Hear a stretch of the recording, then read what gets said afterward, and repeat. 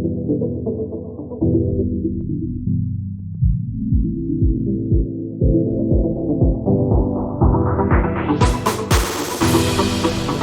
and soul, art, soul, art and soul, art, yeah, soul, art and soul, art, soul, art and soul. On this episode of Art and Soul, hang out with myself and CEO of Pencraft Books and Stationery, Selom Hotor, as we explore quality made in Ghana goods, entrepreneurship, and following your passion. Join me on this journey. My name is Melissa Aouad. This is Art and Soul. Let's go.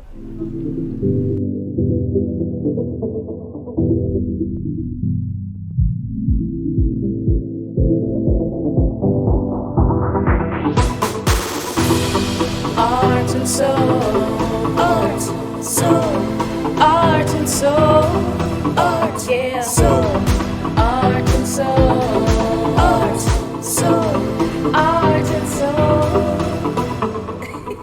Hi and welcome to another episode of Art and Soul, and I'm super excited to be sitting here and having a wonderful conversation with Selom Hotor. Did I say it right? Yeah, that's it. Hey. Thank you very much. First of all, what are you sketching in this book? Well, I love to sketch, so sometimes I come up with some designs and pass it off for it to be done. Okay. So basically designs of bags, wallets, ladies' purses, anything that I can think about. Okay. Nice. So you sketch, so you actually sketch, and then please. everything we see behind your designers put them together. Yes, please. Wow, fantastic. I mean, you're also a designer, you're a designer too. Yes, please. That's awesome. Wow, I can't draw, but that's okay. I want to talk about some of the items on this desk actually, because I feel that they are part of the wheels that make this production happen. So first of all, let's get into, so this is a design portfolio, bags and cases. Are we allowed to look into this? Please, Okay, go ahead. so walk me through it. Okay, so the design portfolio basically has everything that we design. So the fabrics to the leather, what fabrics we're using, how we're mixing them. Some clients come with, they want a particular type of fabric. So we have to get that fabric and we have to see what leather goes with it. Yeah, so the design portfolio just keeps us updated on what we should use and how we should go about it. It also gives us like a reminder on what we've used and what we've done before. And we catalog everything. Yeah. So that's basically it. And the interesting thing about the portfolio is it keeps us informed about the types of fabrics that we have in our local spaces.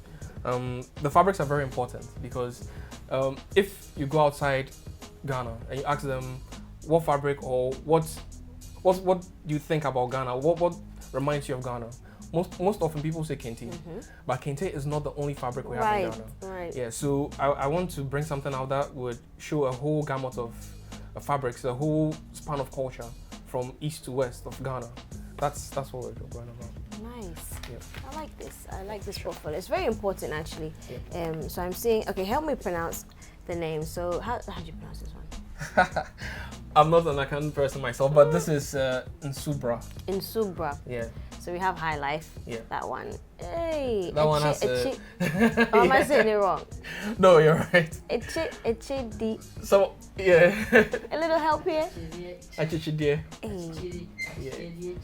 Which one? Oh wow. Yeah. Okay. What type of leather do you use? Do you have one for all, or you have different types? We of have leather? different types. Okay. We actually go to the market to source the leather. And when we go to the market, if you can look behind, you see like all those samples there. Yes. Yeah, so we know, okay, if maybe the client wants something that is textured, the client wants something that is more expressive, then we go for the textured leather. Okay, nice. Wow, see, I'm learning about all these materials. Okay, so we have materials that you use, and these are end products, right? Yes, these are actually how I started my company. Talk to me about it. This is the story of Pencrafts once upon a time. Yes, please. Let me take one. Ooh. Yeah.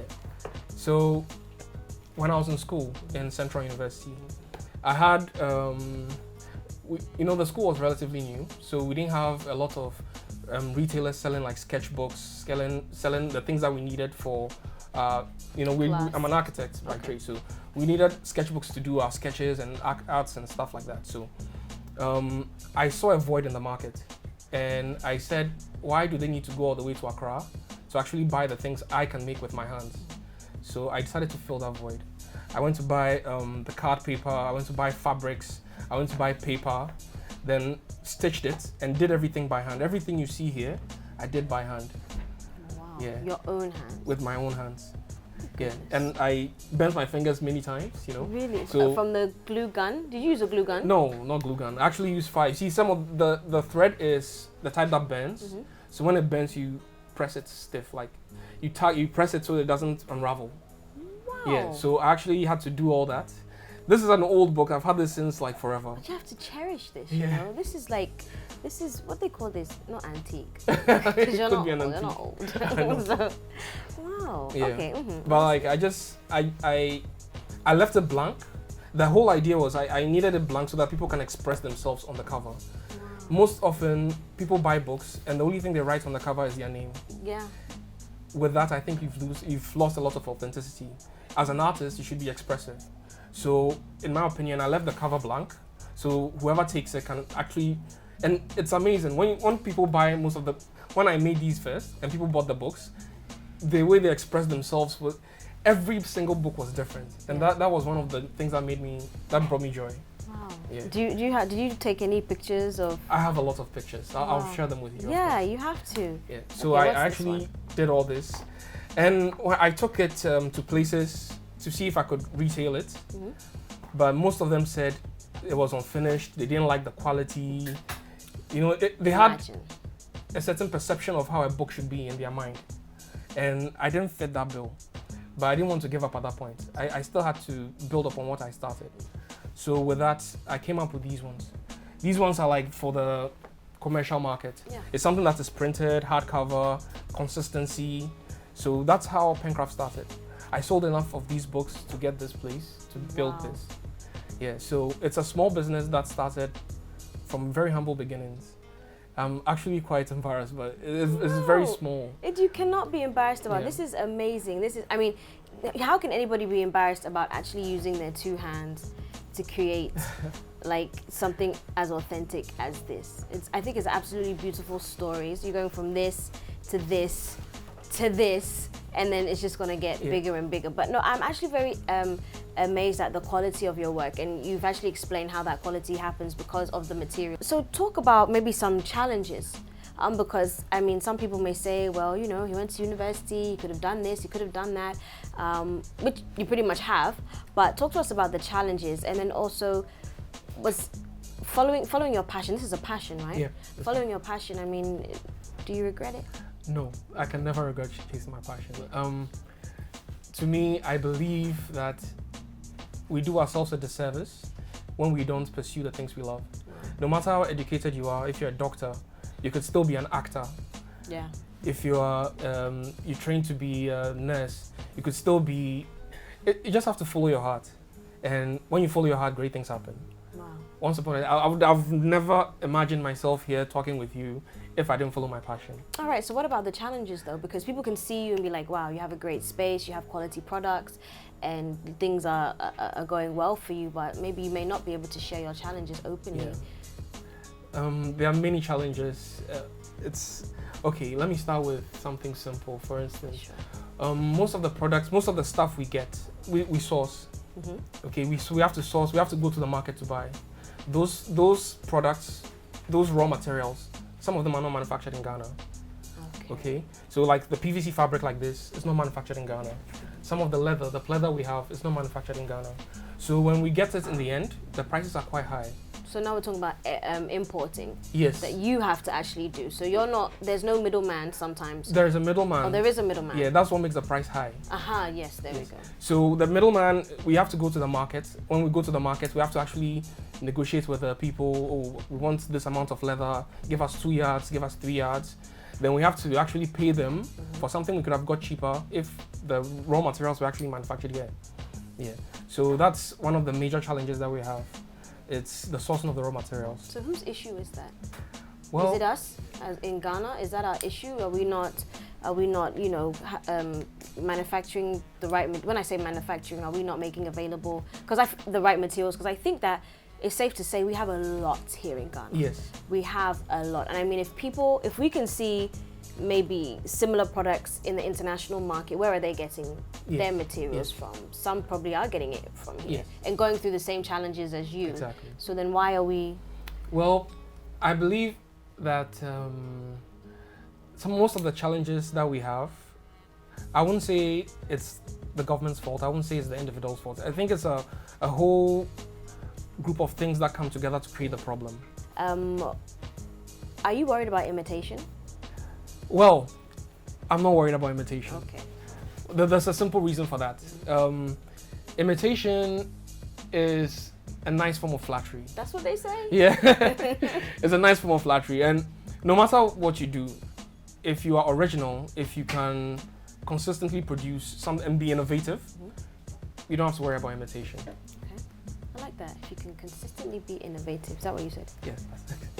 Innovation. That's going to be the word for today. Okay, guys. So we're still talking with Selom, founder of Pencraft. We're going to check out his products because I'm actually wearing a pair and I absolutely love them. Don't go anywhere. We'll be right back. So, art and soul. Welcome back. You are still tuned into Art and Soul, and I'm having an amazing conversation with Selom. So I'm going to so this one. I know you have something to say about this. You have something to say about all of them. Yes. But let's talk about this. Okay. Purse, right? Yes, this was a purse. Initially, this was meant to be a wallet, like a unisex wallet. Okay. But as we were doing it, we realized that it was a little bulky, you know, with a foam core, it was a little bulky. It wouldn't fit in the pockets well. So we thought of making it a purse. Okay. So this was a prototype, actually. We thought about the number of pockets we'll get, how it will look like, and from there we developed this one right here. So this one is more flexible. It's got a huge space within, bigger cavities. Wait, what do you call them? Cavities? Yeah, cavities. Like in the teeth? No, like just like spaces within. So cavities means like spaces. Yeah, cavities just. So why do dentists call it? So no, you have a space in your tooth. Yeah. I just learned that one. Yeah. So we have like bigger cavities, Velcro with just pockets. You know, this is one of a kind. Yeah, we just made this yesterday. Yeah, so it's beautiful. It's an evolution of design. So we consistently change and innovate to see what works in the market, what people will appreciate. So that's basically what we do. And that's very important. Very important so you don't become stale. Exactly. I mean, you know, sometimes people don't realize that there's a difference between signature, which is, you know, people can see and be like, okay, that's Pencraft. And then there's just being stale, meaning that you don't ever evolve. Yes. But you're about evolution. Yes. So this is a duffel bag. Yes, please. I love this. And are these unisex or are they, this is tailored for the ladies. For the ladies. Yeah. Wait, hold on. Okay, so the more rectangle ones, are those tailored for the men? That's more unisex. More unisex, but with this, I mean, like, how would you describe it? How would someone know I'm buying a woman's bag or a bag tailored to a woman? I wanted to acquire most of them. So when I went there, I noticed something very interesting. The lady that was examining the products, the first thing she would do is to pick the product up. Then, you know, it comes with a strap on the inside. So you can put it on the outside and carry it. Yeah, so she would actually pick it up and put it on her hand, you know. And she had this look about her. Once you do that, you get to see how the product feels.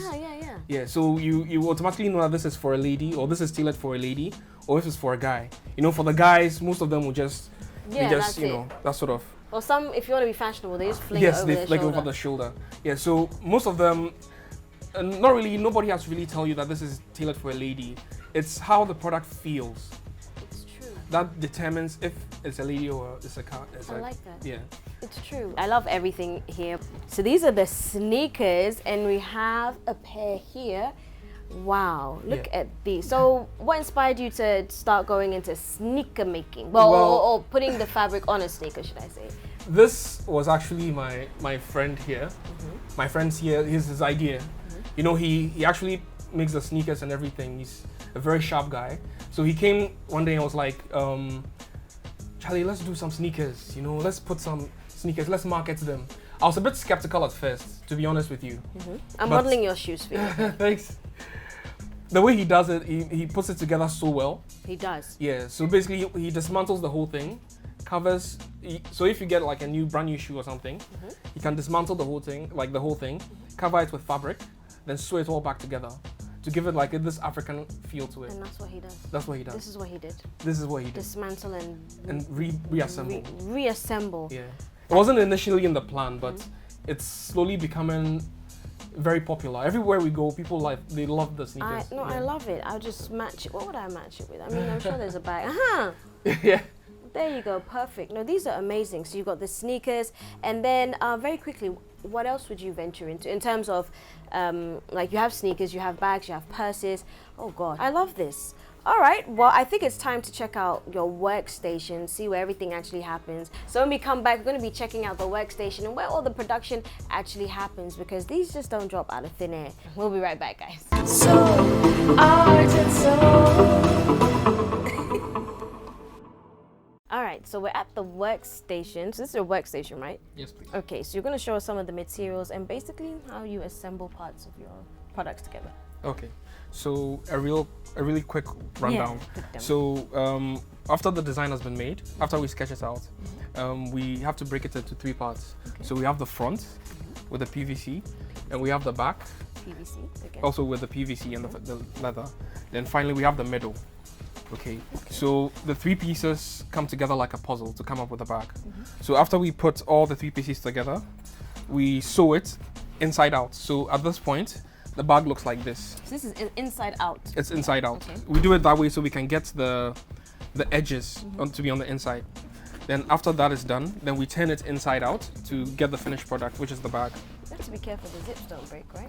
Yeah, the zips, they are fairly new, so they are cool. Yeah, so we have to actually... I don't think have I ever turned a bag in? Yeah, maybe like one that was just solely fabric. Yeah. But not one that had all the extra stuff in it. It's a little tough, but you have to actually, I don't think I'm going to be in it. Don't worry, we'll do it. I'll just watch you do it. Sure. Wow, so you actually have to turn it back again. Yeah. Voila. Okay. So this is a finished one. Yeah, so this is a finished product. Nice. Straight out. Go. And on this side. I love this. The finishings are really, really good. Yeah. It is really good. High quality film. Well done, Daniel. So that's how it looks like. Beautiful. And this is, would this typically be like a school bag? Yeah, this is a typical school bag. A typical school bag. Yeah. It's beautiful. So you have all the pockets there. Yep. And then, does this come with a pencil case? No. No, this doesn't come with a pencil case. Yeah. Wow. You can put like maybe a tablet in there. Yeah. This is, and it's very sturdy. Yep. What about durable as far as against our weather conditions? Yes, it can. You see, we design it, everything we put into the product is make sure it's durable with the PVC fabric, and we stitch on the inside instead of the outside. Okay. So unraveling is quite hard. Yeah. Wow. Beautiful. This is absolutely beautiful. So unique. And the finishing is done so well. Shout out to Daniel over there. Looking like, don't mess up my bag. It's absolutely beautiful. Wow. So typically to make one bag, how long does it take? Like one, okay, let's say one backpack. One backpack can take about an hour. Just an hour? Yeah. People stay in traffic longer than that. So it's literally somebody could call you. And he's like, hey. We want this delivered. It's happened a couple of times. And you make from scratch? Yeah, so we actually make from scratch. If they want a particular fabric, we get the fabric, we assemble. Particular leather, we do that, and we get it to them as soon as possible. Wow, that's amazing. Yep. Hey, it's like from the airport to here, maybe a bag will be ready. Exactly. Or at least a purse. Yeah.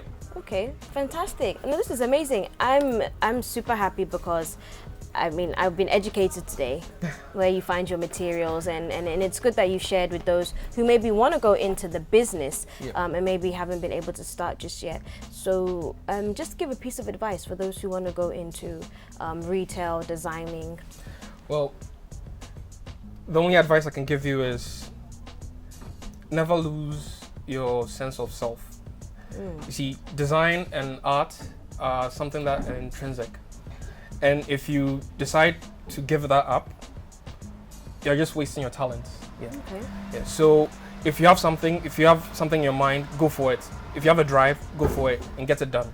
Fantastic. That's the best way. Motivation. I love it, and I love it. A huge thank you to you all here at Pencraft Books and Stationery. You're doing a fantastic job. But how can we reach you? Well, you can reach us on Instagram. That's our biggest social media platform currently. So just look for Instagram, Pencraft Books, and we'll take it from there.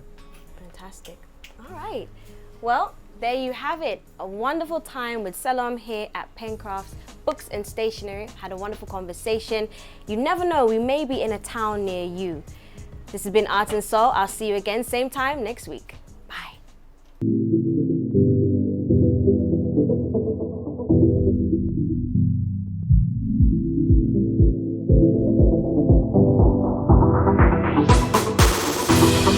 Art and soul, art, soul, art and soul, art, yeah, soul, art and soul.